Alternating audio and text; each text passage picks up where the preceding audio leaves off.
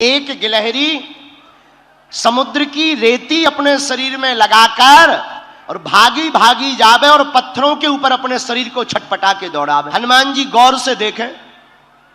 हनुमान जी बोले, देखो गिलहरी, भागो यहां से। गिलहरी बोली, क्यों?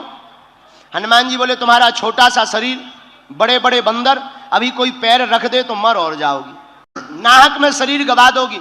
बंदरों के बीच में, बड़े बड़े बानरों के बीच में तुम अपना शरीर लेकर मत घूमो, और तुम्हारे ये छिटकने से, दो चार रेत के कण डालने से पुल नहीं बनना है।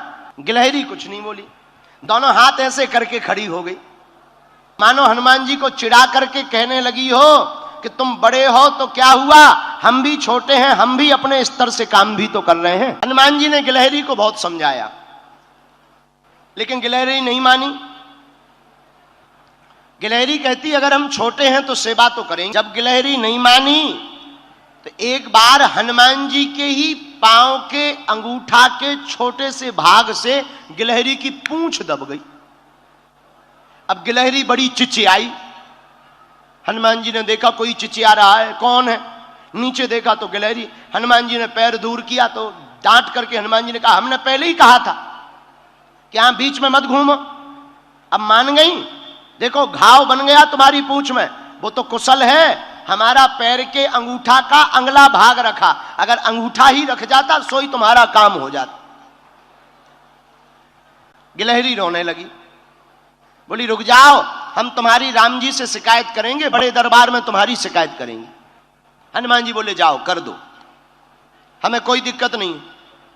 आहा, गिलहरी भागी भागी राम जी के पास गई, जाकर राम जी को प्रणाम करके कहा, भगवान, आपके होते हुए हम जैसे छोटे जीवों पर अन्याय हो जाए, क्या ये आप सह सकते हो? राम जी बोले, बिल्कुल नहीं, इधर आओ। गिलहरी दोनों हाथ ऐसे करके खड़े हो गई, सरकार, आपके रहते हुए हम पर अत्याचार हो गया। क्या हुआ? हमारी पूंछ देखो। गिलहरी की भगवान ने पूंछ देखी, बोले, ये घाव कैसे हो गया? महाराज, ये एक बहुत बड़ा बंदर है आपके यहां, उस बंदर की करामात है ये।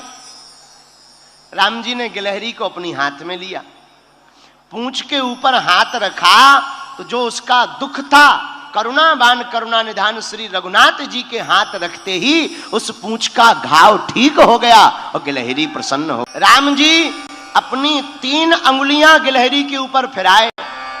लोग कहते हैं कि पहले तो गिलहरी के ऊपर कोई निशान नहीं थे, जब राम जी ने अपनी 3 अंगुलियां गिलहरी के ऊपर फिराई, वही 3 अंगुल के निशान आज भी गिलहरी के ऊपर हैं।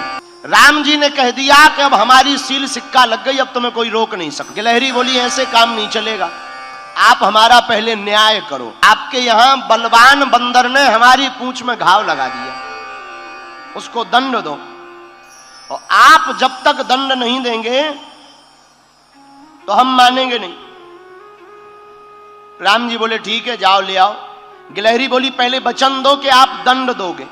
राम जी बोले, वचन है।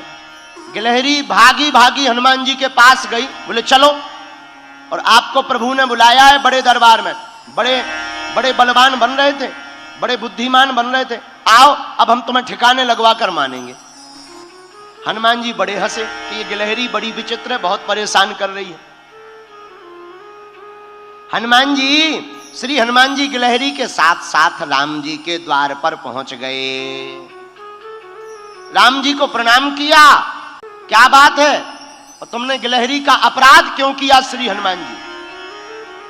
हनुमान जी हाथ जोड़कर बोले, प्रभु, हमने अपराध नहीं किया, यही गिलहरी बीच के बीच भाग रही थी, इधर से उधर उथल पुथल कर रही थी, हमने तो टोका था, रोका था कि बड़े बड़े बंदर हैं, चिपल जाओगी, चप जाओगी, मर जाओगी। महाराज, धोखे से हमारी ही पांव से इनकी पूंछ दब गई।